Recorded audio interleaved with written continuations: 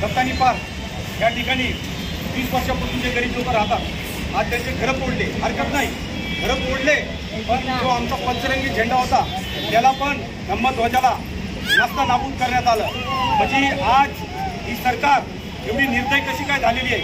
गरिबांचे 20 वर्षापूर्वीचे त्यांनी झोपडे तोडले, झेंडे तोडले, गरिबांना आता न्याय नाहीये, म्हणून सगळ्यांनी समाधानी एकजूट झालं पाहिजे।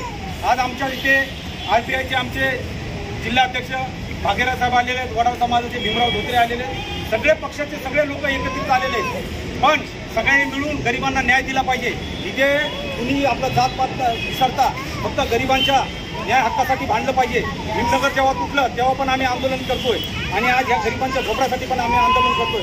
तर सगळ्या भावांना सगळ्यांना विनंती आहे, एकजूट होऊन या गरिबांना न्याय द्या आणि जो आपला पंचरंगी झेंडा तोडला त्याच्याबद्दल आपल्याला पालिकेला जाब विचारायचं।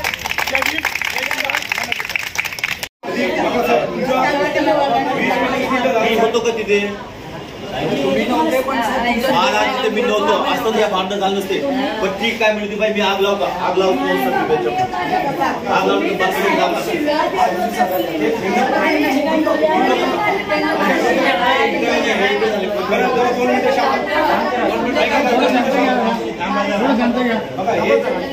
बघा मी सांगतो आपले अधिकारी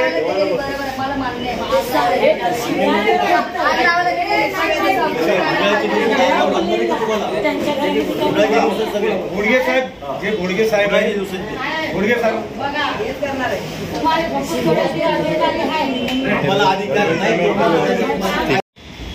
आपल्या कांजूरमध्ये धम्मध्वजाचा अवमान करण्यात आला आहे। पालिकेने जी कारवाई केली आहे, कारवाई केली त्याबद्दल आमचं काही दुमत नाही आहे, परंतु धम्मध्वजाचा अपमान केला हा अपमान कदापि तमाम बौद्ध बांधव या राज्यातले आणि ह्या भारतामध्ये कोणीच सहन करू शकणार नाही। अशा प्रकारचा अपमान केला, महिलांनाही मारहाण झाली, अशा प्रकारचा हा धम्मध्वजाचा अपमान केला तर ही जनता शांत बसणार नाही।